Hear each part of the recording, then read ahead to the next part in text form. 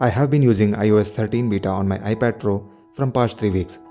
If you want to know how to install iOS 13 beta on your iPhones and iPads, click this card at the top. In this video, I will show you top 7 features in iOS 13 which can make an iPhone more convenient and an iPad a laptop replacement.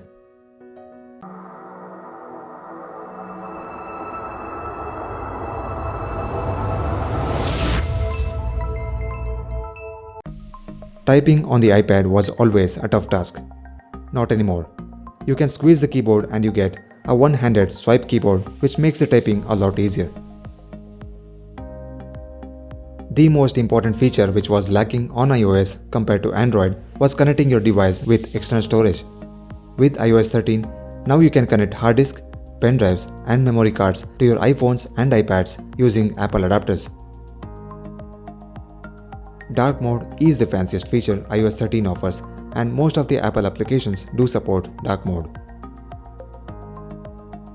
I'm not sure to what extent dark mode can save battery consumption, but certainly it looks very refreshing. You even get wallpapers which can change with dark mode.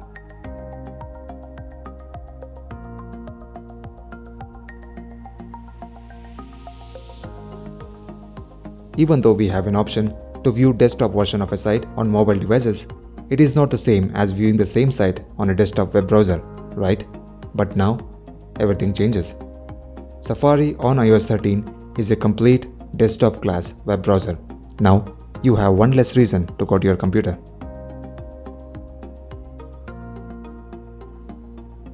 App icons are now smaller compared to iOS 12, which lets you have more icons on the screen, which is a good thing.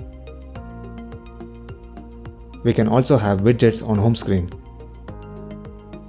However, this is not the same as in Android devices where you can place widgets anywhere on any screen.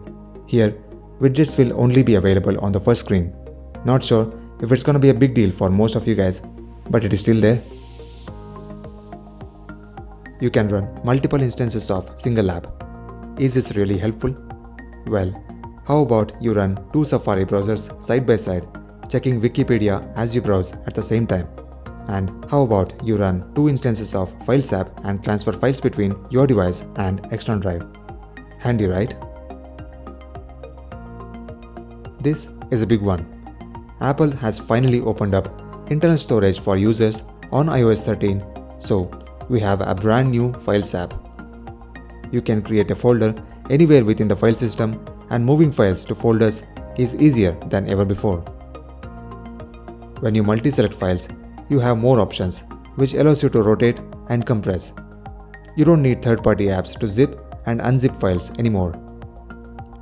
You can also add other cloud services like Google Drive, Dropbox and OneDrive. You need to download the apps and sign in. Files app will integrate with them automatically, and you can transfer the files between the cloud services with ease.